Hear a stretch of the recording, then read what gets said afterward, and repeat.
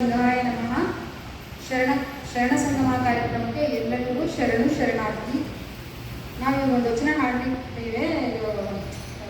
ಭಕ್ತಿ ಶುಭಾಶಯ ನುಡಿಯ ಅಂತ ಒಂದು ವಚನ ಸ್ಟಾರ್ಟ್ ಮಾಡ್ಕೊಳ್ತೀವಿ. ಸೊ ಇದೆಲ್ಲ ನಾವೇ ಕಲಿತು ನಾವೇ ಹಾಡ್ತಿರೋದು, ನಮ್ಗೆ ಯಾರು ಗುರುಗಳಿಲ್ಲ, ತಪ್ಪಾಗಿದ್ದಲ್ಲಿ ಕ್ಷಮಿಸಿ. ಭಕ್ತಿ ಶುಭಾಶಯ ನುಡಿಯ ನುಡಿವೆ, ನುಡಿದಂತೆ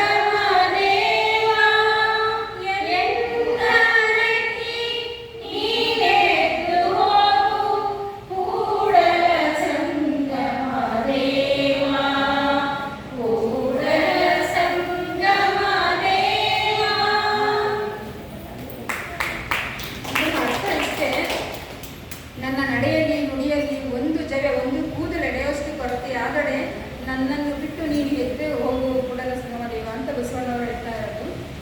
ನೆಕ್ಸ್ಟ್ ವಚನ, ಹಬ್ಬಕ್ಕೆ ತಂದ ಹರಕೆಯ ಕುಡಿ. ಇದು ಬಸವಣ್ಣನವ್ರೆ. ಹಬ್ಬಕ್ಕೆ ತಂದ ಹರಕೆಯ ಕುಡಿ, ತೋರಣಕ್ಕೆ ತಂದ ತಳಿರ ಮೇಯಿಟ್ಟು, ಹಬ್ಬಕ್ಕೆ ತಂದ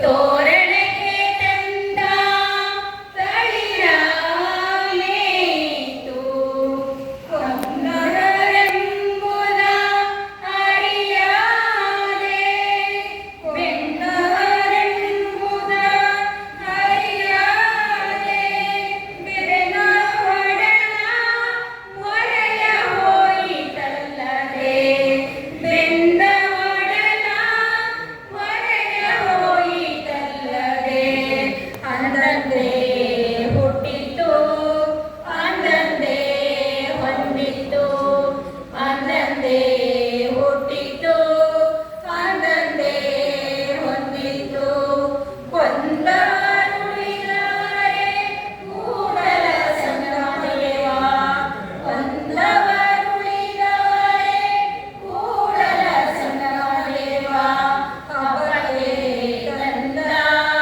ಹರಕೆಯ ಕುಡಿ, ತೋರಣಕ್ಕೆ ತಂದ ತಳಿರ ಮೇಯಿತು, ಹಬ್ಬಕ್ಕೆ ತಂದ ಹರಕೆಯ ಕುಡಿ, ತೋರಣಕ್ಕೆ ತಂದ ತಳಿರ ಮೇಯಿತು, ಹಬ್ಬಕ್ಕೆ ತಂದ ಹರಕೆಯ ಕುಡಿ.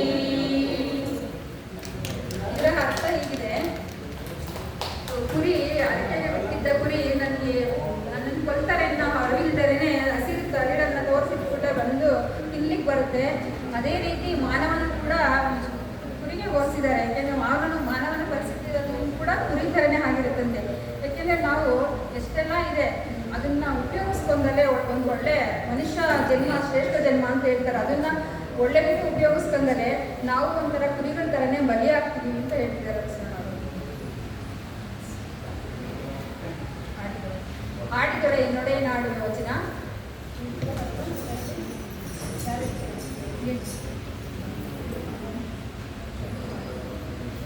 ಶರಣ ಶರಣಾರ್ಥಿ. ಈಗ ನಾವು ಮುಂದೆ ಹಾಡ್ತಿರೋ ವಚನ ಬಸವಣ್ಣನವರು ಇಲ್ಲಿ ಸೃಷ್ಟಿಕರ್ತನನ್ನ ಒಬ್ಬ ಮಹಾದಾನಿಯಾಗಿ ಅವರು ಹೇಳ್ತಾರೆ. ಅವರು ಏನಕ್ಕೆ ಮಹಾದಾನಿಯಾಗಿ ಅವರನ್ನ ಕರ್ಣಿಸ್ತಾರೆ ಅಂದರೆ, ಅವರು ಹಾಡುವುದಾದರೆ ಅವನನ್ನೇ ಹಾಡಿಕೊಂಡು, ಬೇಡುವುದಾದರೆ ಅವನನ್ನೇ ಬೇಡಬೇಕು, ಅವನ ಬಿಟ್ಟು ಬೇರೆ ಯಾರು ನನಗೆ ಕೊಡುವುದಿಲ್ಲ. ಹಾಗಾಗಿ ಅವನಿಗೆ ನಾನು ಶರಣಾಗಿ ಸಂಪೂರ್ಣವಾಗಿ ನನ್ನ ಏನೇ ಕೋರಿಕೆ ಇದ್ರೂ ಅವನನ್ನೇ ನಾನು ಕೇಳ್ತೀನಿ ಅಂತ ಅವರಿಗೆ ಶರಣಾಗಿ ಅವರು ಮಹಾದಾನಿ ಅಂತ ಇಲ್ಲಿ ಅವನ್ನ ವಿವರಿಸ್ತಾರೆ.